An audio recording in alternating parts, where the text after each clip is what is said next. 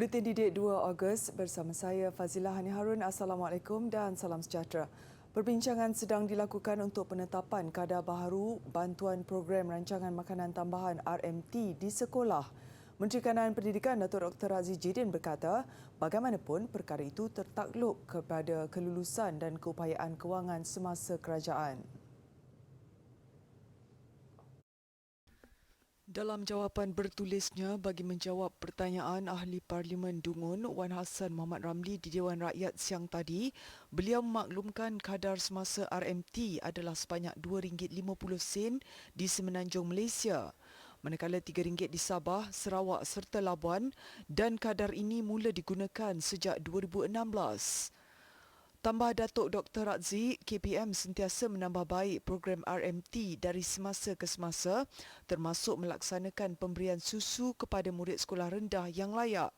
Katanya, pemberian susu sudah disediakan sebanyak 2 kali seminggu di bawah program susu sekolah PSS mulai 1980. Ujarnya lagi PSS kemudiannya digabungkan dengan RMT yang mana mulai 2022 pemberian susu ditingkatkan kepada setiap hari persekolahan. Menteri Kesihatan Khairi Jamaluddin sebelum ini mencadangkan supaya kadar RMT bagi murid sekolah rendah dinaikkan kepada RM4 di Semenanjung Malaysia dan RM5 di Sabah, Sarawak dan Labuan. Kerajaan Negeri Johor memperuntukkan keseluruhan RM850,000 bagi membantu pendidikan dan pembangunan anak-anak Sekolah Pendidikan Khas Cerebral Palsy Johor. Sumbangan RM350,000 disalurkan untuk penambahbaikan pusat komputer, manakala RM500,000 lagi untuk pusat fisioterapi sekolah itu. Sumbangan disalurkan bagi membantu meringankan beban yang dihadapi oleh sekolah ini. Seramai 63 murid bermula dari usia 4 hingga 18 tahun bersekolah di sini. Menteri Besar Johor Datuk Onn Hafiz Ghazi berkata beliau yakin masih ramai ibu bapa di luar sana yang memiliki anak-anak istimewa tetapi tidak dirujuk ke sekolah itu. Ujarnya, pengesanan peringkat awal penting bagi membantu pihak sekolah menyediakan terapi yang bersesuaian dengan tahap cerebral palsy pengidapnya. Sehubungan itu, beliau mahu pihak hospital ataupun klinik kesihatan yang dapat mengesan kelainan pada bayi yang menjalani pemeriksaan rutin supaya dapat menasihatkan ibu bapa untuk membawa anak mereka ke sekolah ini. Setiap tahun kerajaan negeri menerusi Pejabat Menteri Besar Johor menyalurkan sejumlah RM730,000 kepada Sekolah Pendidikan Khas Cerebral Palsy Johor. Kerajaan Negeri Sembilan menyalurkan sumbangan sebanyak RM300 setiap seorang kepada 90 pelajar Sekolah Menengah Kebangsaan Agama SMKA Datuk Haji Abu Hassan Haji Sail di Pedas yang terbakar Ahad lalu. Menteri Besar Datuk Seri Aminuddin Harun berkata, bantuan itu bagi meringankan beban pelajar terbabit berikutan barangan harian mereka seperti uniform dan beberapa peralatan sekolah hangus dalam kejadian itu. Selain itu, pihaknya turut menyediakan peruntukan RM30,000 bagi kerja pembersihan bangunan asrama pelajar lelaki sekolah berkenaan yang terbakar.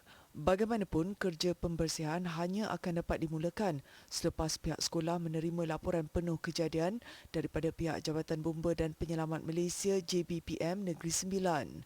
Difahamkan kejadian kebakaran itu adalah kali kedua berlaku di sekolah berkenaan. Datuk Seri Aminuddin juga berharap pihak Kementerian Pendidikan KPM dapat membaik pulih kedua-dua bangunan termasuk bangunan lama yang terbakar sebelum ini. Menurut beliau, kerja baik pulih itu perlu disegerakan kerana pelajar memerlukan kemudahan asrama. Beliau turut mengesyorkan pihak berwajib membuat pemeriksaan berkala terhadap sistem pendawaian elektrik di sekolah, terutama yang berusia lebih 10 tahun sebagai langkah keselamatan. Walaupun punca kejadian kebakaran belum diketahui, seharusnya sistem pendawaian dipantau lebih kerap agar pelajar dan guru dapat menjalani sesi pembelajaran secara lebih kondusif dan selamat. Dalam kejadian tengah hari Ahad lalu, bangunan asrama di tingkat 3 sekolah berkenaan yang mempunyai kira-kira 10 bilik terbakar 80%. Susulan itu, kira-kira 600 pelajar akan menjalani sesi pengajaran dan pembelajaran di rumah PDPR buat sementara waktu. Prihatin dengan nasib 300 pelajar daripada golongan B40 yang teruk terkesan akibat banjir di Baling, Kedah baru-baru ini, kumpulan Mara Corporation Mara Corp tampil memberikan sumbangan berbentuk wang tunai. Sumbangan bernilai RM45,000 itu disalurkan kepada 3 buah sekolah membabitkan sekolah rendah dan menengah.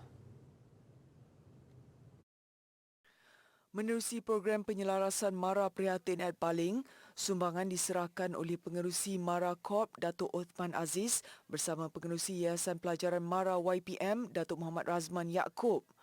Program ialah kerjasama antara Pejabat Mara Negeri Kedah, Pejabat Pendidikan Daerah Baling, anak syarikat serta agensi di bawah Kementerian Pembangunan Luar Bandar KPLB dengan objektifnya menghulurkan bantuan kepada bangsa yang terkesan akibat kejadian kepala air dan banjir buruk itu. Dalam masa yang sama, pihak terlibat turut mengambil inisiatif dengan melaksanakan penilaian situasi banjir bagi mengenal pasti keadaan mangsa termasuk rumah dan infrastruktur awam seperti sekolah, surau dan lain-lain. 3 fasa pemulihan dijalankan bagi membantu mangsa banjir di kawasan itu, antaranya proses pembersihan, agihan makanan dan keperluan serta kerja pembaikan rumah.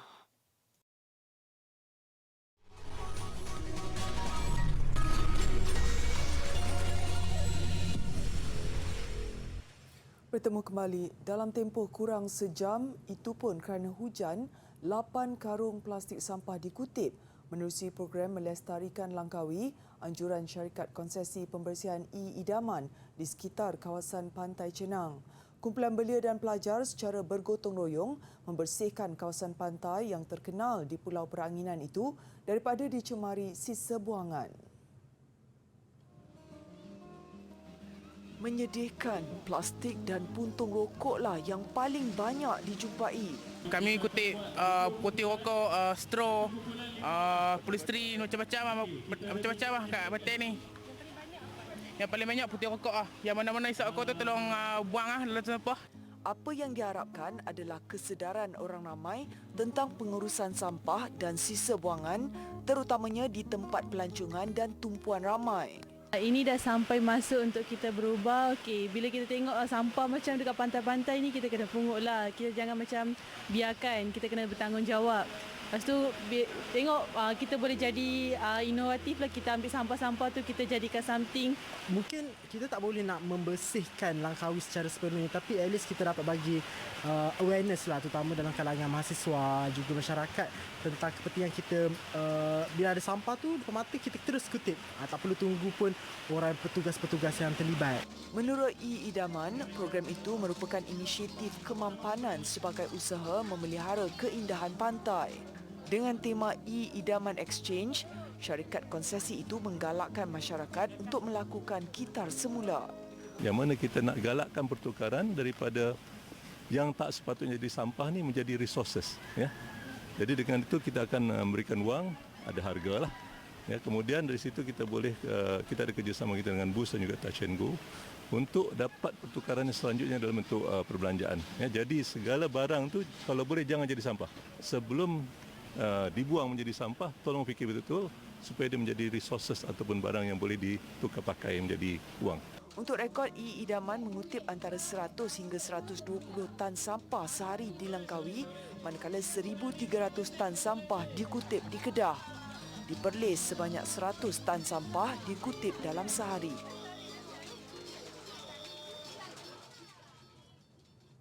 Bermula sebagai hobi, namun kini muncul sebagai daya tarikan di Bandar Muar Johor yang dimaksudkan kedai menjual pelbagai barangan antik yang diusahakan pasangan suami isteri di bandar diraja itu. Abdul Rahim Hashim, 40 tahun dan isteri Intan Syafinaz Aris, 41 tahun, mula mengumpul barangan antik sebagai hobi sejak tahun 2010. Menyedari potensinya, pasangan itu nekat memulakan perniagaan. Menurut Intan Syafinaz, kebanyakan barang antik itu diperoleh daripada masyarakat sekitar negeri Johor. Ada juga yang disumbangkan oleh pengumpul barang antik. Hasilnya, pelbagai barangan antik dimiliki mereka.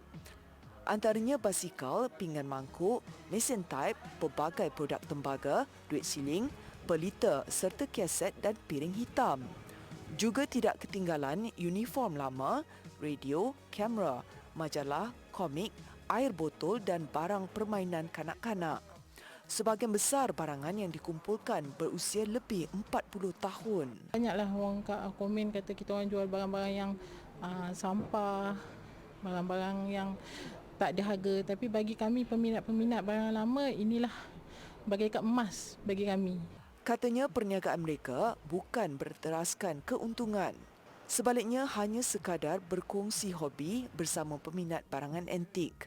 Paling membanggakan apabila kedai barangan antik mereka menjadi daya tarikan baharu kepada pelancong tempatan dan luar negara yang melawat bandar di Raja Muar yang terkenal dengan makanan mi Bandung dan sate itu. Dia mempunyai nilai sejarah itu sendiri, di mana barang-barang antik ni dia satu idaman lah satu idaman, maksudnya dia akan membawa kita balik pada nostalgia kita balik. Barang antik ni dia ada value dia yang tersendiri, yang cuma orang yang minat dengan barang-barang sejarah ni dia akan tahulah nilai-nilai yang ni kan. Macam orang sekarang ni mungkin dia tak ada rasa ni kan, tapi kalau yang ada jiwa sejarah ni dia minat sikit lah dengan barang-barang antik ni.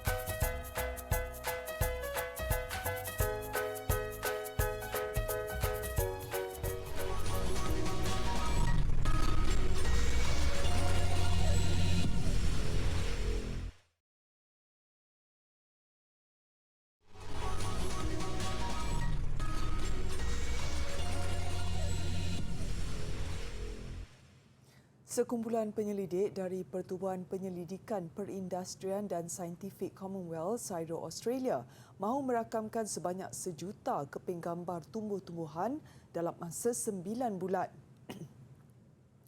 Usaha itu akan dilakukan dengan menggunakan kamera 100 megapiksel dan gambarnya diharap dapat membantu penyelidik merungkai dengan lebih mendalam keadaan alam semula jadi. Sekalipun tempoh 9 bulan itu boleh dianggap lama, tanpa penggunaan alat ini, kerja itu boleh memakan masa sehingga 8 tahun. Semua proses akan dilakukan di bangunan CSIRO di Herbarium Kebangsaan Australia di Canberra. One at a time, preparing the image, specimens, putting them under the camera, taking the image, etc.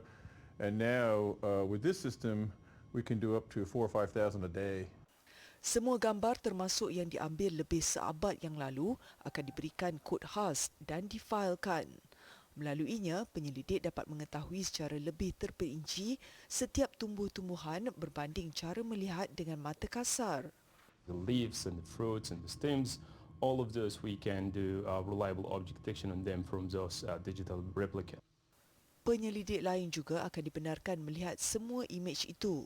Ia akan memberikan ruang kepada mereka untuk melihat keadaan di persekitaran mereka berbanding masa lampau. Serta ketika iklim dunia terus berubah dan spesies tumbuh-tumbuhan berdepan ancaman lebih besar akibat perubahan cuaca. Dan yang paling penting, koleksi itu masih boleh dipelihara jika versi fizikalnya musnah atau rosak. Meskipun hanya wujud di dunia maya, artis digital yang dikenali sebagai Paula semakin popular. Ia selepas dia menjadi tumpuan di sebuah festival muzik di dunia metaverse. My name is Paula and I'm a metaverse-born singer, dancer and influencer. I have followers on Spotify, YouTube, TikTok and Instagram. Karakter digital ini kini mempunyai 1.6 juta pengikut di TikTok dan 500,000 di YouTube. Paula mula dikenali di alam maya pada 2021 ketika dia membuat persembahan di dalam sebuah permainan video Everkin Live dengan lagu single Close to You. Selebriti Metaverse ini adalah hasil ciptaan sebuah syarikat media digital, The Soul Publishing. We are always looking at different possibilities. So, in London, recently ABBA did a series of concerts where there were a hologram on stage, and we think that that's totally possible to bring also Polar to the real world in this way. My dream is to perform with Ariana Grande. She's awesome. I want to perform a live show in a real venue in front of my real world fans. It may not be as far away as people think.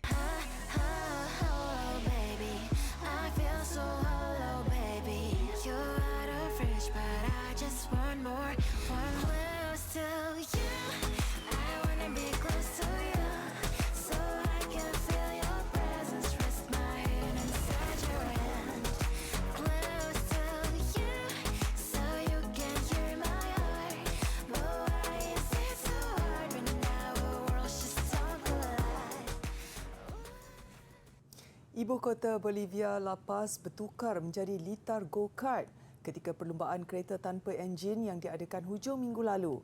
Kira-kira 500 kanak-kanak bersama ibu bapa mereka menyertai perlumbaan yang diadakan sejak tahun 1950 itu. Nestor Vilade, seorang warga tempatan berusia 60 tahun, antara yang mula menyertai perlumbaan go-kart ini pada tahun 1965. Kini anak lelakinya Diego dan cucunya Isaac turut mengambil bahagian dalam perlumbaan menggunakan model kenderaan seperti yang digunakan Nestor dalam perlumbaan pertamanya lebih 50 tahun lalu. Muy bonito, lo hemos gozado muy bien. Hemos trabajado con mi hijo en este vehículo unos 3 días, pero bien dados. Él pintaba, yo arreglamos los frenos, pero ya en caseras la experiencia muy distinta, muy genial, pero también muy difícil. Pero está bien, la vida es así y así quiero apoyar a mi hijo. Hemos trabajado juntos, hemos comenzado juntos con este proyecto y hemos acabado juntos. Setiap pasukan terdiri daripada ibu bapa yang menolak kenderaan yang dipandu oleh anak mereka. Mereka bersaing dalam satu daripada 3 kategori iaitu kenderaan kayu, plastik dan logam. Tahun ini penyertaan mencatat peningkatan 2 kali ganda berbanding tahun lalu.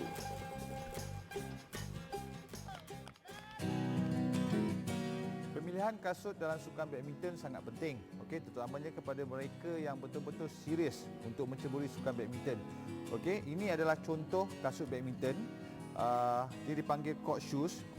Apa beza dia kasut badminton dan kasut jogging? Kasut badminton adalah tumit dia adalah rendah. Untuk kasut jogging dia lebih tinggi.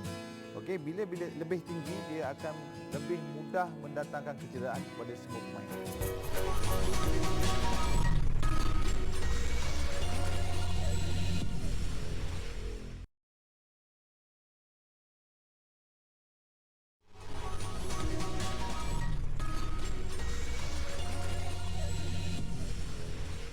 Sukan, Malaysia tidak ketandusan pelari pecut.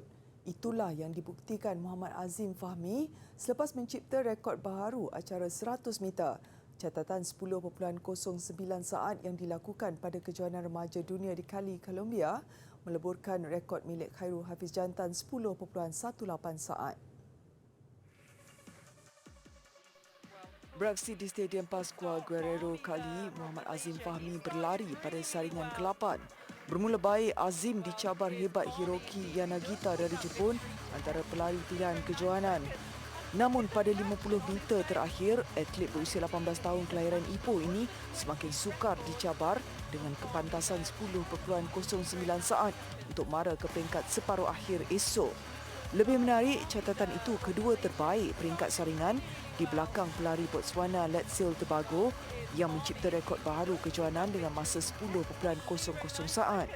Azim bukan sahaja memecah rekod milik Khairul Hafiz Jantan 10.18 saat pada 2016, tetapi kini muncul pelari remaja terpantas Asia mengatasi Yanagita yang memiliki catatan 10.16 saat dan pemenang pingat emas Sukan Si Vietnam dari Thailand Puripol Bunsen 10.19 saat. Azim turut mengambil bahagian dalam acara 200 meter di Cali bermula Khamis ini.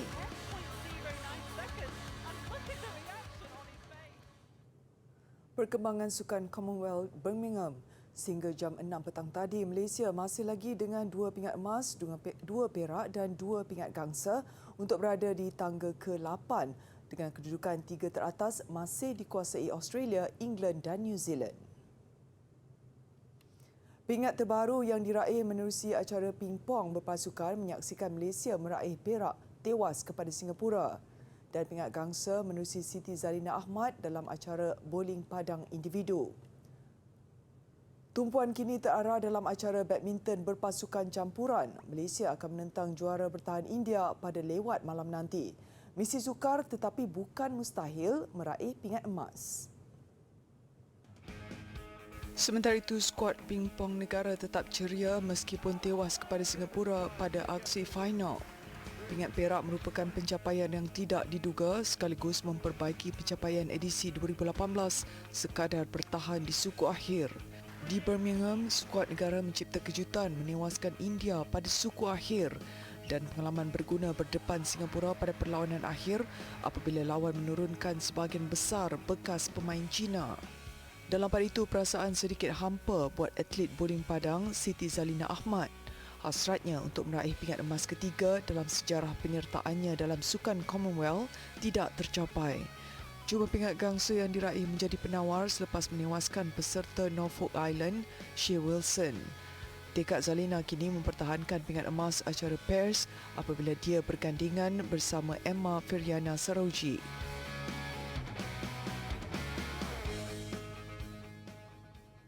Bola sepak Liga Super, Johor Darul Takzim JDT mengukuhkan cengkaman di puncak Liga apabila mudah mengalahkan KL City FC 5-0. Turut mencatat kemenangan Seri Pahang yang menewaskan Kedah Darul Aman FC 2-0, manakala Terengganu FC dan PJ City FC terikat tanpa jaringan. Beraksi di Stadium Sultan Ibrahim Iskandar Puteri, JDT yang dibimbing jurulatih baru dari Argentina, Hector Bidoglio, mendahului 2-0 pada babak pertama. Kedua-dua gol menerusi penyerang sensasi mereka Bergson Silva pada minit ke-7 dan 25. Juara Liga Super 8 kali berturut-turut itu meneruskan penguasaan selepas rehat dan menambah 3 lagi gol. Leandro Velasquez menyempurnakan sepakan penalti kedua JDT pada minit ke-54. Disusuli jaringan keempat menerusi percubaan Fernando Forestieri pada minit ke-71. Penyerang kebangsaan Safawi Rashid yang masuk selaku pemain gantian melengkapkan kemenangan 5-0 JDT 6 minit sebelum rehat. JDT kini berkelebihan 4 mata di tangga teratas mengatasi pencabar terdekat Sabah FC di tangga kedua.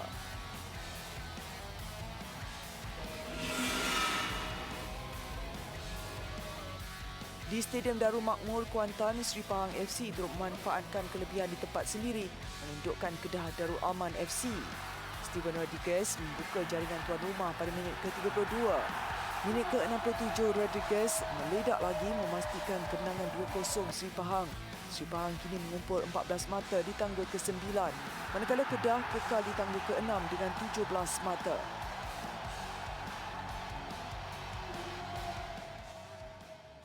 Greenland yang dianggap antara kawasan paling sejuk di dunia semakin dikunjungi ramai pelancong. Keadaan ketara dengan Greenland sedang mengalami musim panas dan kesangsian mengenai ketahanan ais di kawasan itu terus meningkat. Saya Fazlani Harun, Assalamualaikum dan salam hormat.